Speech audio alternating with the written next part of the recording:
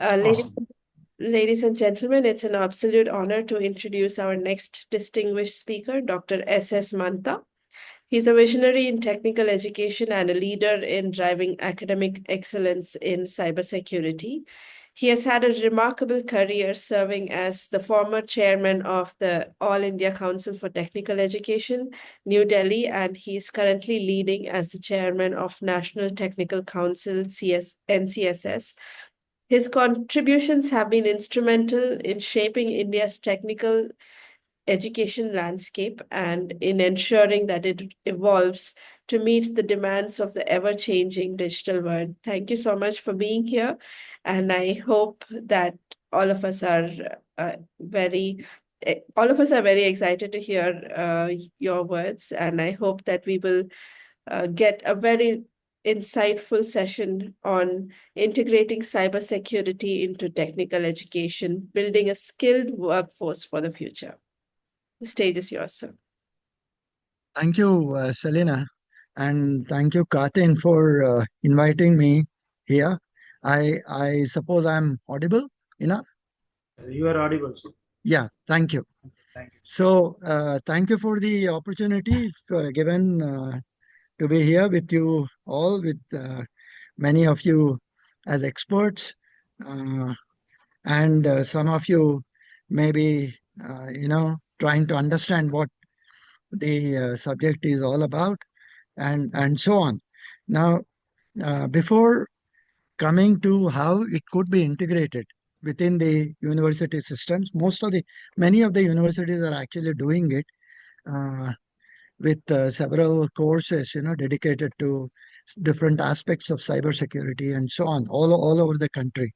But before going a little deeper into that aspect as to how we could get it going within universities, I would like to, take you through a few things which will be useful in terms of the kind of curriculum that we require within the university. So we need to understand what cybersecurity, its different dimensions, its challenges, the trends, and so on. So maybe for the next 15 odd minutes, I'll take you through what is actually happening in this space and where the University Connect comes in.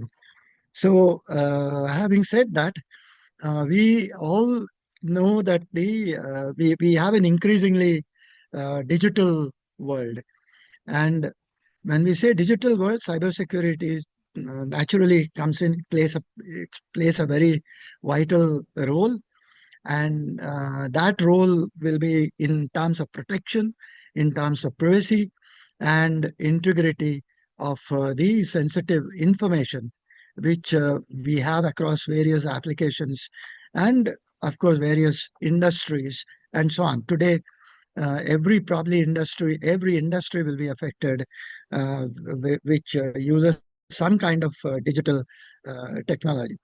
Now, as the technology advances, we all know that the risks associated with cyber threats also increases, and making robust cybersecurity practices will become very essential for safeguarding those critical systems, networks, and data from most of the time from malicious attacks and so on. Now, having said all that, cybersecurity, of course, is not a one size fits all kind of approach.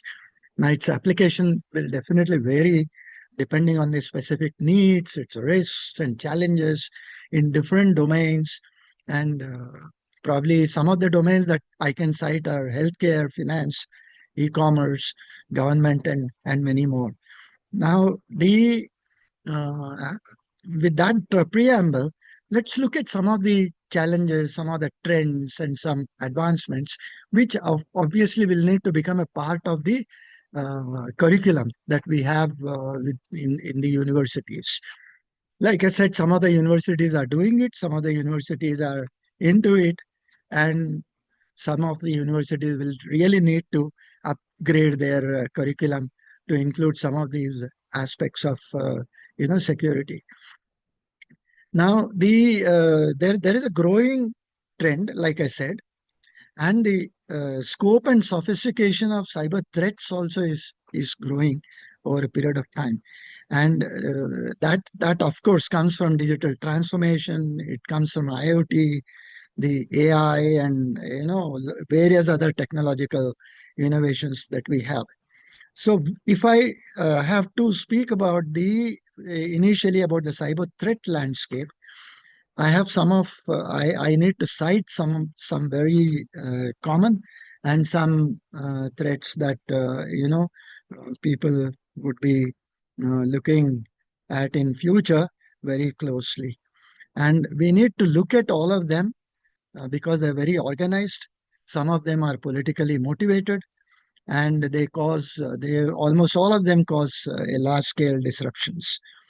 One of that is we all must have heard is malware and ransomware, spyware, viruses, trojans, all these things you must have uh, you know uh, used or heard of, and so on. And they remain common tools which are used by the cyber criminals.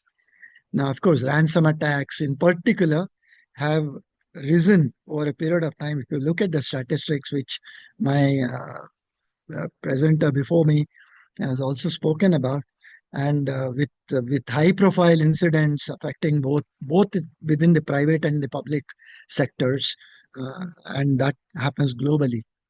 So malware is one. Then we also need to understand phishing and social engineering.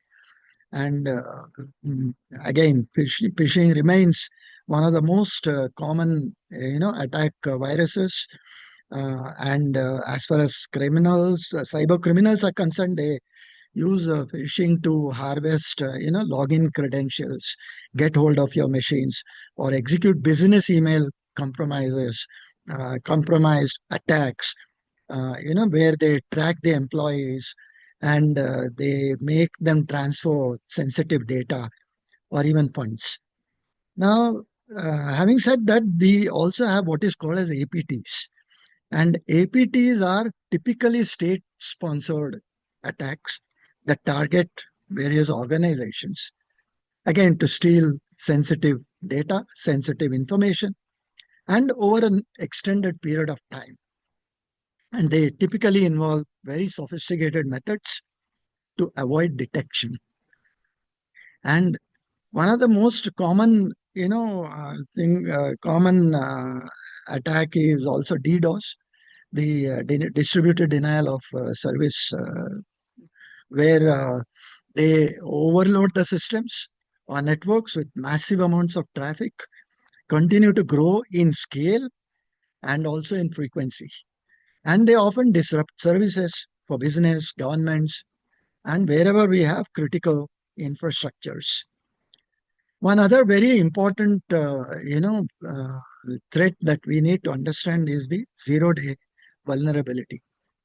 Now, there are several applications which come in. There are flaws within the software. There are flaws within the hardware that have not been actually publicly disclosed. And the cyber criminals will target that. And with these new vulnerabilities constantly coming up, organizations have to, implement a lot of patch management practices. So, as far as the threats are concerned, the curriculum must most certainly make you understand what these threats are all about. And I mean, this is a very cursory kind of understanding that I am trying to project in this lecture. Of course, there's a lot of technology and there's a lot of hands-on that will be required in order to really understand what is happening. Now, having talked about something about the threats, we look at what the trends are and how should the curriculum be developed in that sense. And one of the trend is around creating security, the cloud security. Most of our applications today are cloud-based, and organizations are migrating to cloud-based infrastructures, cloud environments, and which is actually a priority for many of the organizations today. And they also use multi-cloud environments and also hybrid cloud models. They all introduce a lot of complexity into the system. They require very advanced security controls. They require encryption mechanisms. And of course, they all require, most of this security requires governance frameworks.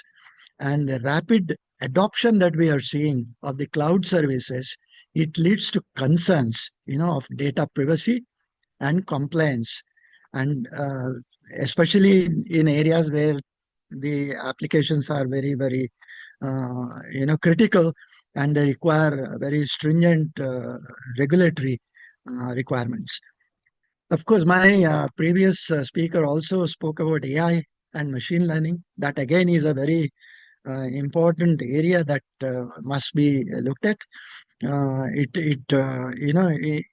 the context of cyber security, AI and ML have the understanding has multiple dimensions, but here we're looking at the context of cyber security. Now, what happens? Uh, they're used for anomaly detections, threat intelligence, and automating the incidents response. That's where ML becomes very, very important. And AI driven tools, they also identify patterns within large data sets that we have, enabling more efficient detection of threats, and of course faster responses, and so on. Now, one very important area of research and things like that, I'll come to that a little later, is where AI and ML's potential to be used as a weapon, by the cyber criminals, who end up conducting very smart attacks, creating an ongoing, arms race and things like that. Then, having said that, we also have we need to understand what is zero trust within the security, space, and that model assumes that no user, no device, or application can be trusted by default. There's nothing like trust. You don't trust anything. There's nothing like trust by default. And even if they are inside the network perimeters within the networks. So, in recent times, zero trust has gained traction in several organizations. They recognize that the traditional perimeter-based defenses are not sufficient in especially in the space of cloud adoption and remote work and so on. Then, having said that, we also need to look at what is termed as endpoint security, and here there is again remote work comes in.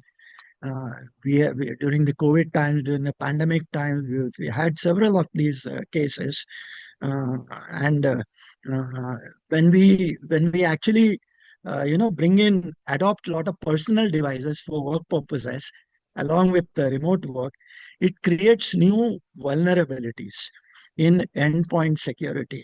And therefore, there are several EDR solutions available to secure devices and detect malicious activities at the endpoint level. So, therefore, this is another area that must be built into curriculum within the universities. Then we also have supply chain securities. This was also spoken about in the earlier presentation.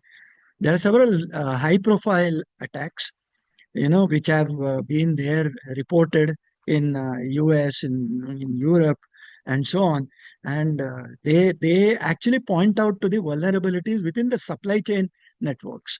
So the cyber criminals, they exploit the weak links in third-party vendors. In a supply chain, you have all kinds of vendors. You have third-party vendors. So it's much easier to get into the third-party vendors, network, and gain access to an organization's internal systems. And this leads to uh, subject like securing the entire supply chain through better, risk management, auditing, monitoring, things like that. Then we have, of course, there are several privacy enhancing technologies.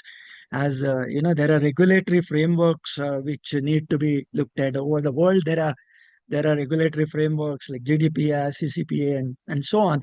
But the Indian system will have to evolve much more than what it currently is doing. It includes several methodologies which are available: data, anonymization, encryption, blockchain. These are all technologies which can uh, provide some security for sensitive information, and there will be some compliance with the regulatory provisions as well. Now, having done all that, we need to look at some of the challenges. Now, that also becomes a very important part of a university curriculum.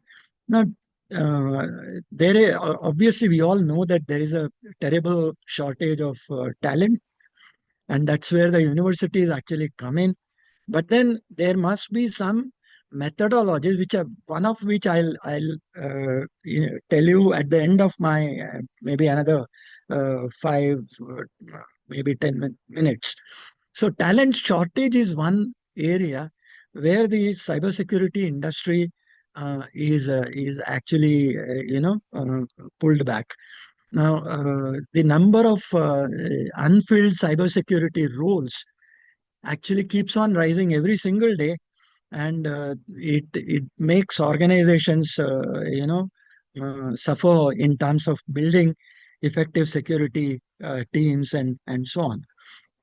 So uh, that being a challenge, there is the other side is also equally true.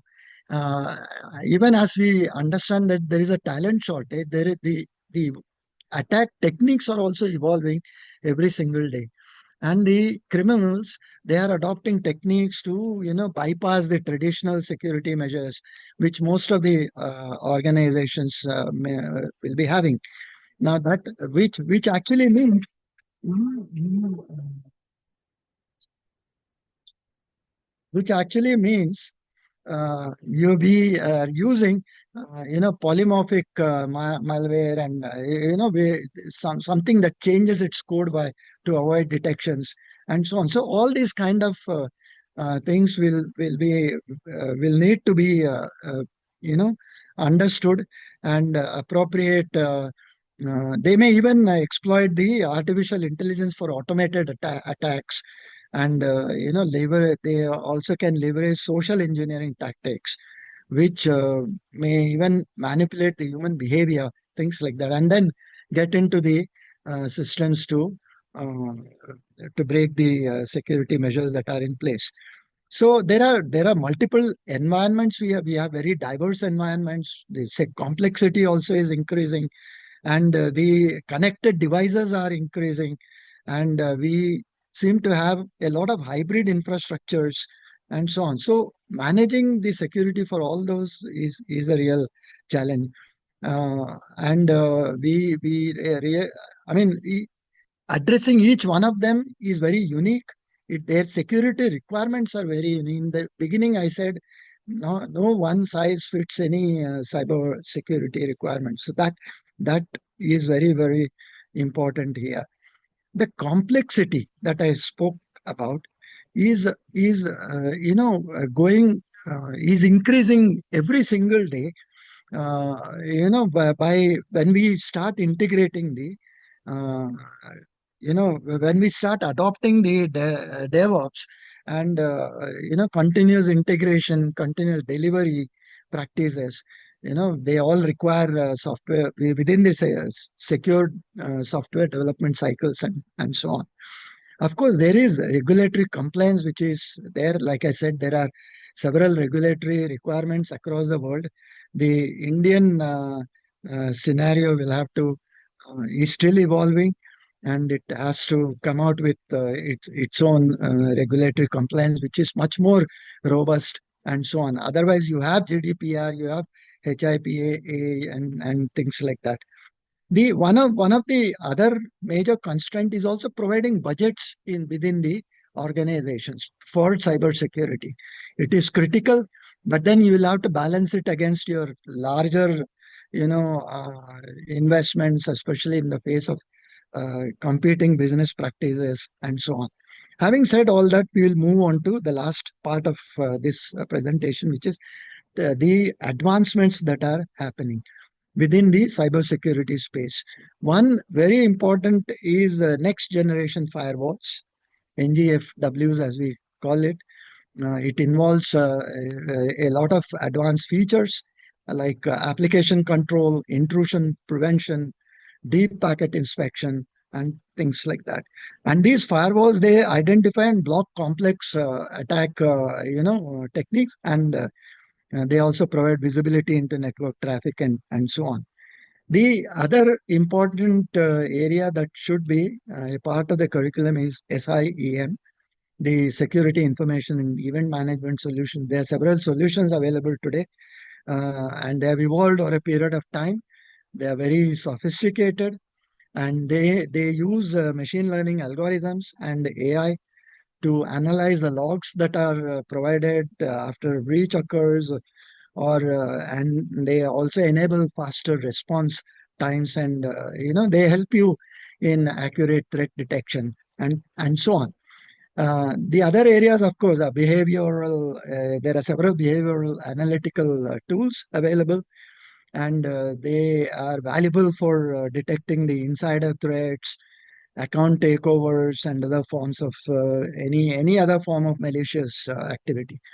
Blockchain is another technology that can be very, very useful in terms of providing cyber security, has a great potential for secure data sharing, for identity management, and establishing, immutable logs or which is a specific feature of blockchain. And its decentralized nature, it offers a very promising way to enhance security and prevent data tampering because of the basic design of the blockchain. Then we have extended detection and response. Then we have quantum cryptography. There are many technologies that are coming up. In as much as a attacker has multiple ways of doing things, the defender also has to be one step ahead all the time. Whereas the attacker has his target fixed, the defender doesn't have that. So therefore, the complexities will continue to rise, and the security space will also continue to evolve. So the current status of cybersecurity reflects a very dynamic and complex environment, like I said, and therefore the organizations must have a multifaceted approach to cybersecurity. Having said all this, now most of the universities have a cybersecurity course work. Some of the universities have even experimented with starting a BTech program in cybersecurity. Though personally, I feel that that's not the way to go. Probably, what you really need to do is have a robust computer science program and branch out into specializations, application areas, and so on. So some of the universities do have it, but I feel the curriculum still has a long way to go. All the challenges, the trends that I have, the whatever I have described here is really not a part of a lot of cybersecurity. There are also this. It's absolutely not theoretical. There is a lot of hands-on that is required, and therefore there is a lot to do within the university curriculum space and the adoption space. Now, having said all that, there is one project which the universities must also promote. Maybe 3-4 universities coming together and creating a cyber security register. What I mean by this is there are security programs available, end-to-end security programs, and suppose which means that at the lowest level of like, for example, breaking the password of a mobile or of a desktop or things like that to solving where you have much bigger vulnerabilities detected, breaches happening, and things like that. So if I divide that entire space into, let's say, four zones of expertise, then I'll have a concept like white belt, blue belt, green belt, black belt, and so on. And therefore, what we need to do is train people within certain expertise domain, like for example, white belt or blue belt or green belt or things like that, and create a registry of these experts, because today's people who are trained for addressing the security measures can technically be tomorrow's hackers, tomorrow's attackers.